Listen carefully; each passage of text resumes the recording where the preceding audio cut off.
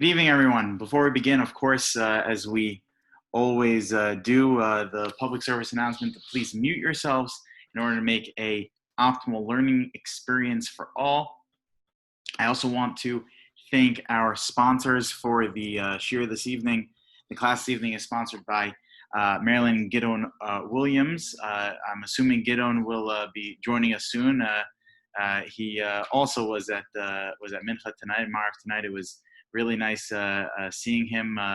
It's been so hard not being able to see people, but now that we're back davening outdoors together, Baruch Hashem, we're able to see each other a little bit from a distance.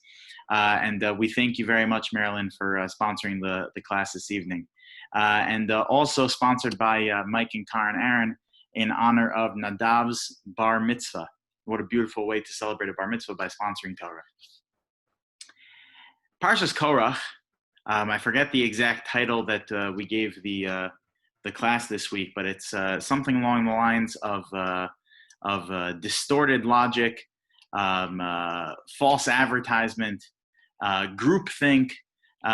These were some of the ingredients that led to ultimately the failure of Korach's political campaign. And that's exactly what it was. It was a political campaign, and it had all the ingredients to make it a successful political campaign. He spoke to the people. It was a message that the people resonated with, as he says in Pasuk Gimel.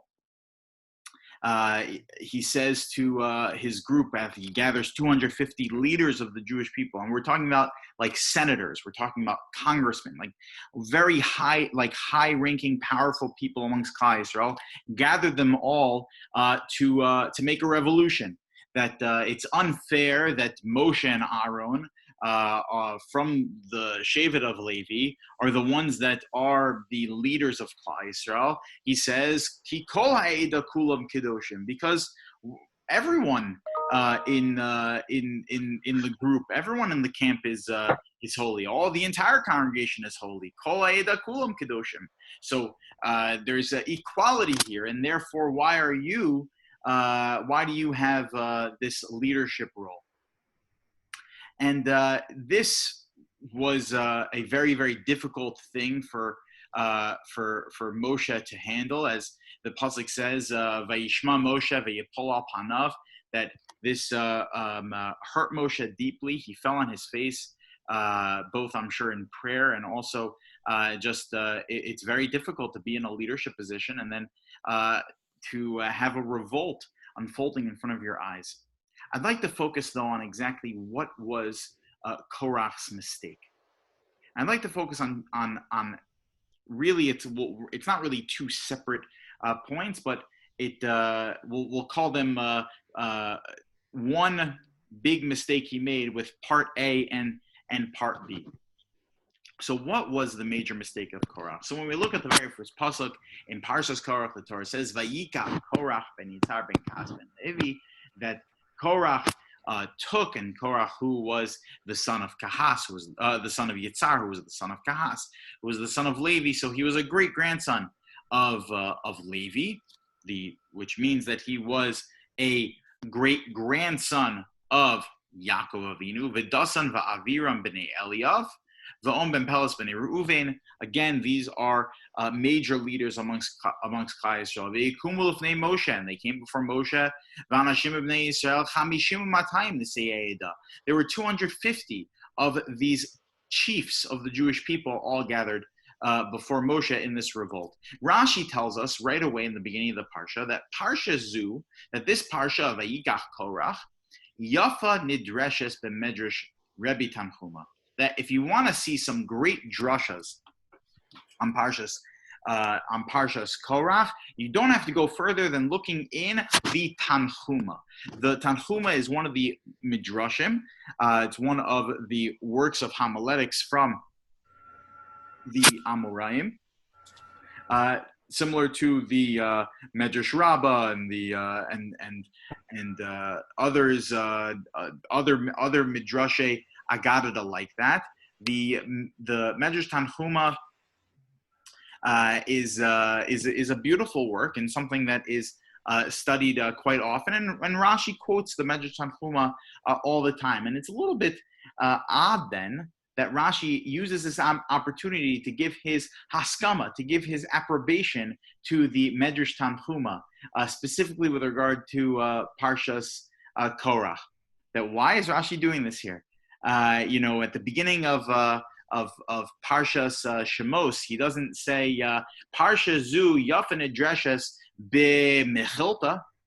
He doesn't seem to feel the necessity to quote the Mechilta in that context, to give his approbation, to give his haskama. However, Rashi over here, Rashi HaKadosh, feels the necessity to say that this medrash is Yafa Nidreshes, is really very well done in the Medrash Tanchuma. Why does Rashi choose to make a point right over here to do that? So we'll come back to that.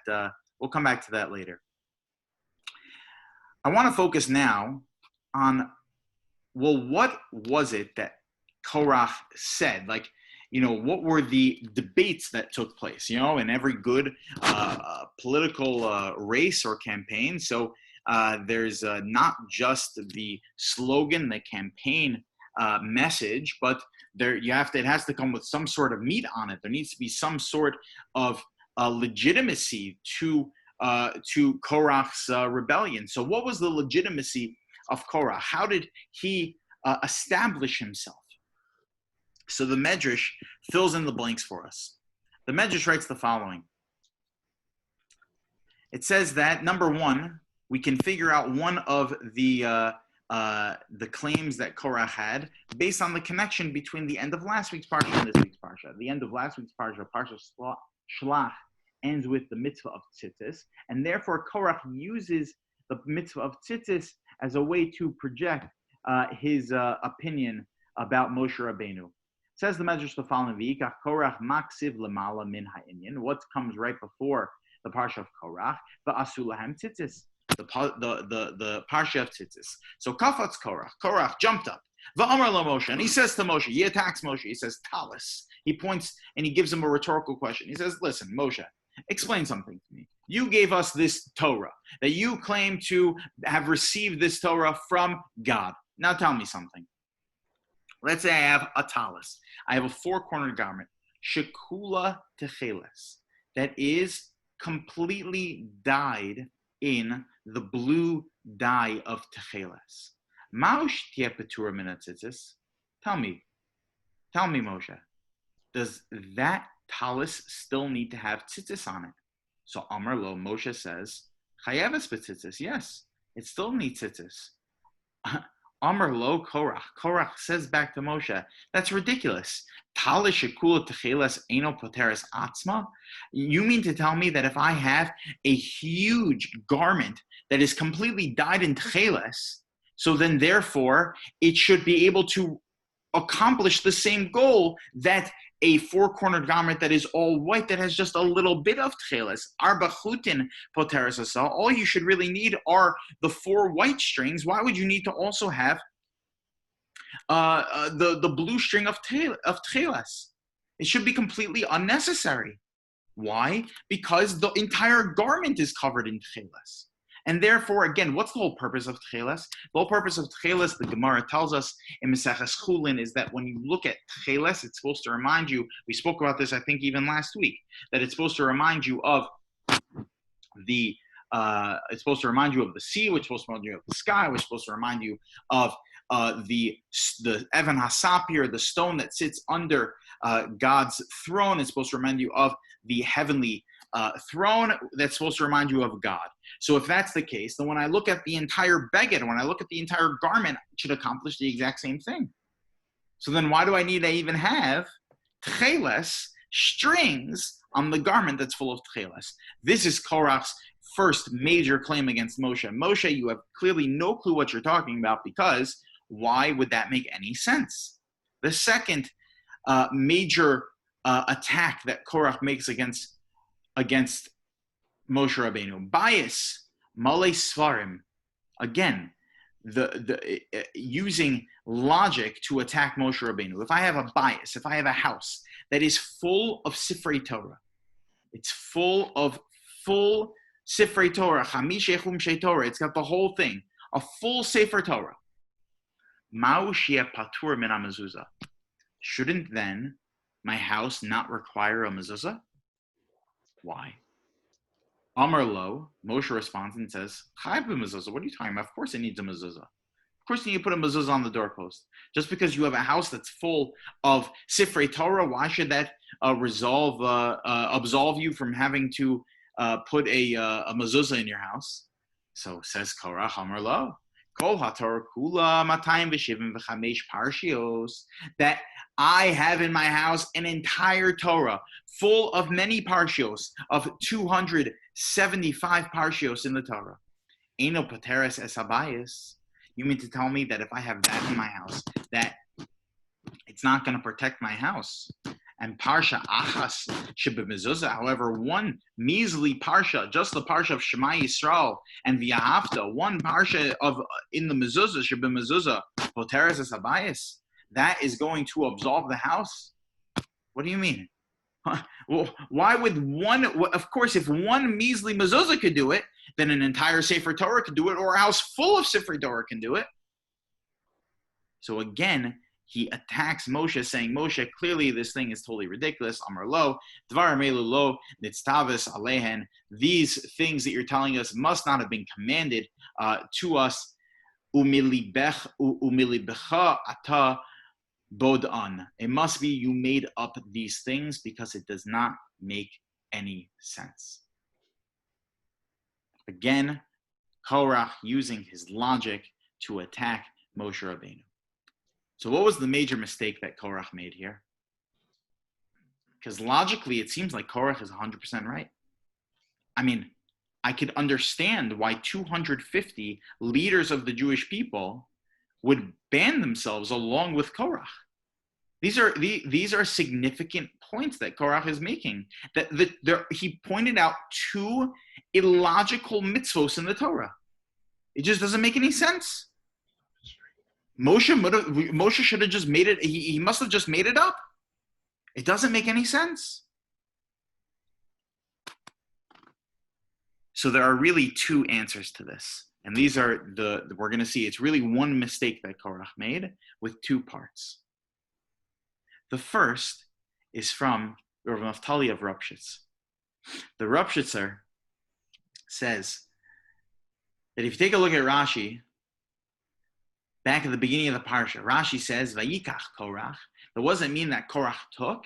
Lokach es atzmo litzad echad. That Korach took himself over to one side. So points out Rav Naftali of Rupshitz, that what does it mean he took himself over to one side? So the gematria of tzad, of the word tzad, is 94. One side plus two sides equals people coming together. Tzad plus tzad equals to 188. 94 plus 94 is 188, which is the gematria of pikeach, being very wise. When you have two pikchim in a room, when you have two very wise people debating about something, so then ultimately it's going to end up bringing shalom. Why? Because each person can see each other's side. Shalom is the gematria of 188 times 2, 376. That when you have two people that can see each other's opinion, that's going to create shalom. Korach came with an agenda. He wasn't able to see the other side. He came with an agenda. The agenda was, Kol ha'eda kulam kadoshim. There's inequality over here. No matter what, whatever Moshe was going to respond with, in Korach's eyes, was automatically going to be wrong. It was automatically going to be something that's illogical, doesn't make any sense, it can't be, because he was only litzad echad. He was only on one side. He couldn't see the other side. He wasn't a pikeach.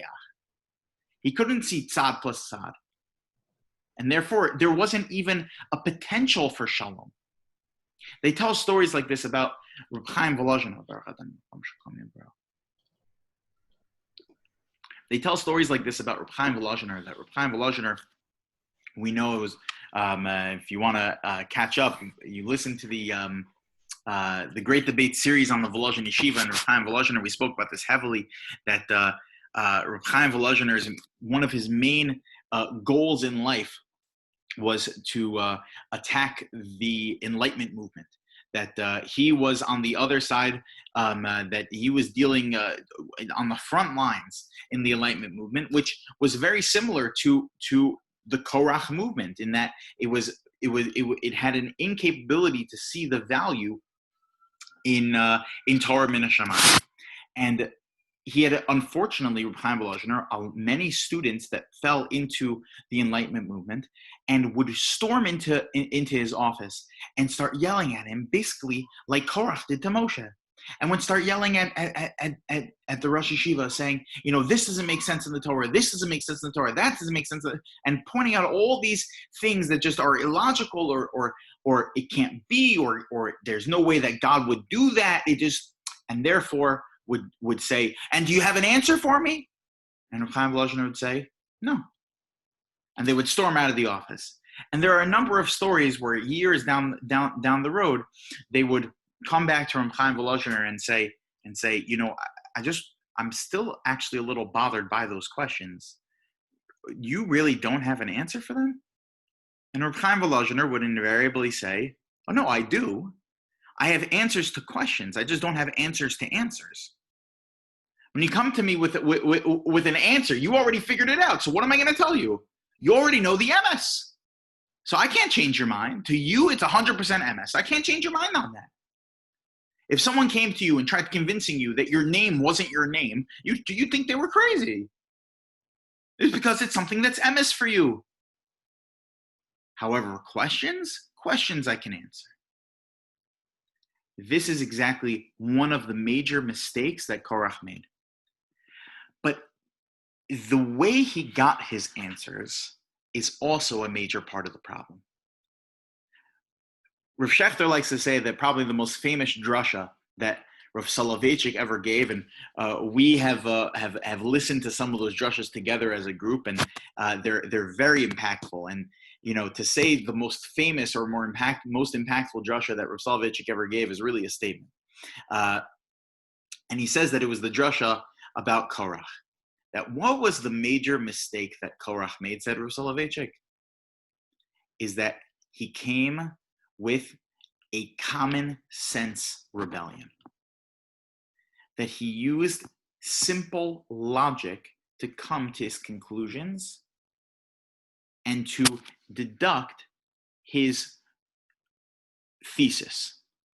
That is how he came to his decision. That is how he built up his entire revolution, was simply based on common sense. And that's exactly what we saw from the Medrash.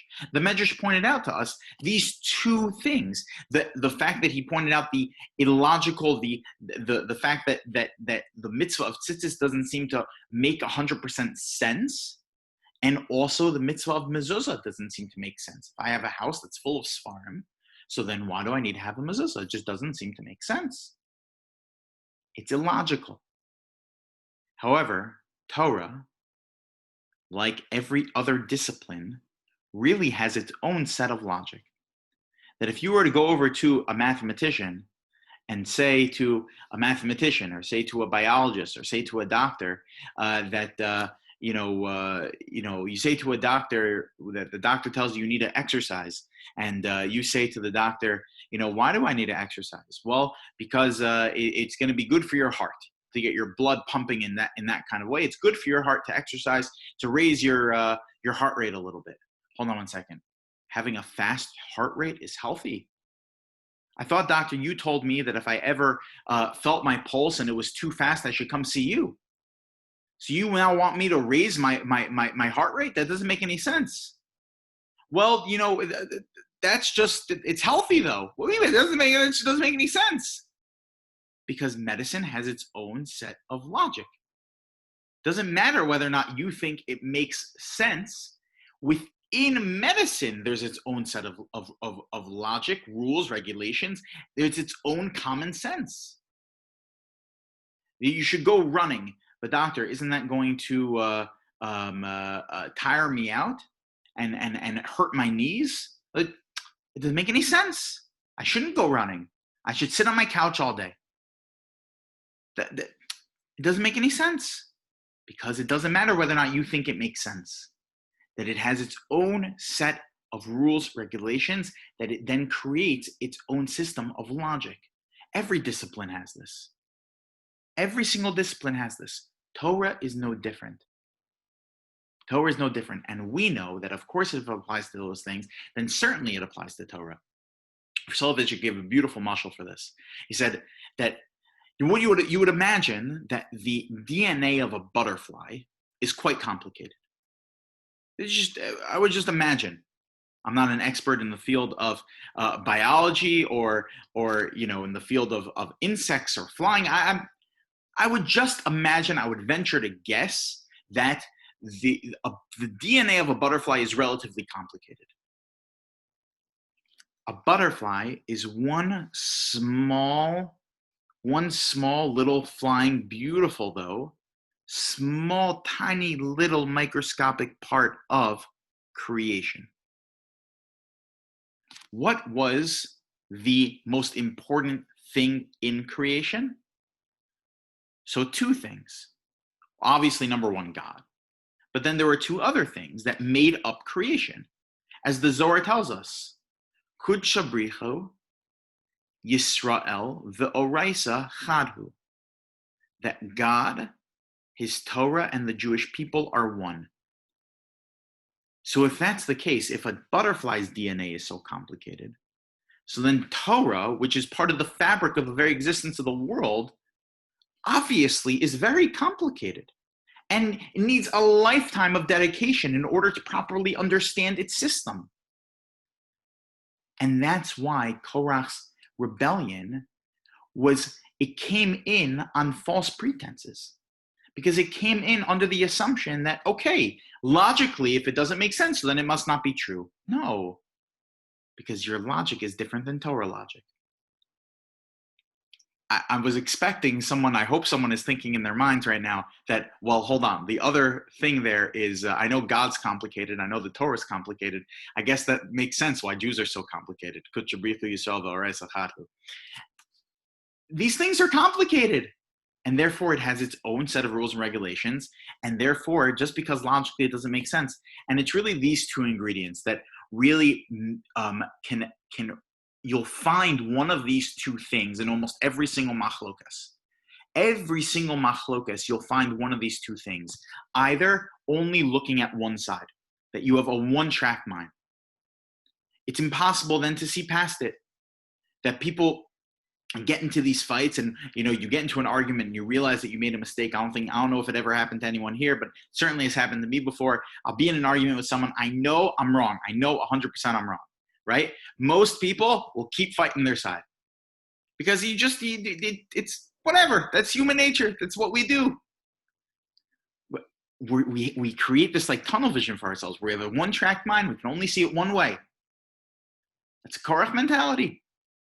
And the other thing, what you very often find in machlokas, is that there's a machlokas about what is common sense here. What would common sense dictate? What would logic dictate? And very often it's because there's a false pretense in that you're assuming that this needs to be this way, as opposed to it being part of a larger system. This could be why Rashi tells us in the beginning of this week's Parsha, that Rashi said, remember before we saw the Rashi, he says that Parshas Korach is Parsha Zu Yafa Nidreshes, that this is a Parsha that was expounded on very well in the Medrash Tanchuma. Rashi, I think, is trying to tell us something. That the Parsha of Machlokas is Yafa Nidreshes, is expounded upon very, very well in order so that we could study it in order so that it doesn't have a negative effect on our lives. It's Yafa Nidreshes. It's very good to go and learn this Parsha in depth in order so that you don't fall into these same traps. And I want to end with the Mishnah in Pirkei Avos. The Mishnah in Pirkei Avos tells us, Kol machlokas shehi l'shem shamayim, that any machlokas that is done with the right intentions in the right way, where you're able to see both sides and you're working with the same pretenses, you're working with the same prerequisites to be on the same page in the argument. In such a case, sofa lehiskayim, that kind of a machlokas is going to eventually create shalom, because you're dealing with two pikchim, you're dealing with people that can see both sides, and when you can see both sides, it comes together like Rabbi Rabshit said. That's going to create shalom. It's going to be a skyim. It's going to last. However, if it's not l'shem shamayim, it's not for the right intentions, ein sofa lehiskayim. It's not going to last. Ezi machlokas shi l'shem shamayim. What's a machlokas l'shem shamayim? Zu machlokas Hillel v'Shammai. This is like a machlokas found in the Mishnah between Hillel and Shammai. Hillel and Shammai will have two totally different opinions. However, we'll respect one another's opinions. In fact, the Gemara tells us in Maseches Yevamos and Daf Yudalid that the benos of Beis Hillel and Beis Shammai, that the daughters of the house of Hillel and Shammai would marry into each other's families. Basically, that you'll have a boy from Shammai and a girl from Hillel marrying into each other's families. What do you mean? Shouldn't Beis Shammai tell their daughters and say stay away from those Hillel boys? They're no good. They don't agree with us on anything. No, because they're able to see each other's sides and respect each other's sides, and therefore it's constant shalom, because they're working with that same baseline understanding, the same prerequisites exist. However, if it's not l'shem shamayim, zu machlokes Korach v'chol hadaso. It's interesting. What should it have said? Korach and who? Korach and Moshe. Who is Korach arguing with? It should have said Korach versus Korach Moshe and Aaron. But it leaves out the other side, because Korach completely separated himself. He completely removed himself from the potential of being able to learn from what Moshe was trying to teach in order to attach himself to the system and then to be able to have an open and honest conversation about it. These messages about machlokas, as Rashi says, is yaf and adreshes. It's important for us to constantly review, because all too often it's the downfall that families could encounter. It's a downfall that individuals can encounter in the context of a community. It's a poison, machlokas. We need to be able to, as Rashi said, yaf and adreshes, learn through the Parsha of Korach very well, understand the mistakes that Korach made, in order so that, God forbid, we don't fall into those same traps. All right, we'll stop over here. Have a wonderful Shabbos, everyone. Everyone can please unmute themselves. Thank you. Take a Shabbos.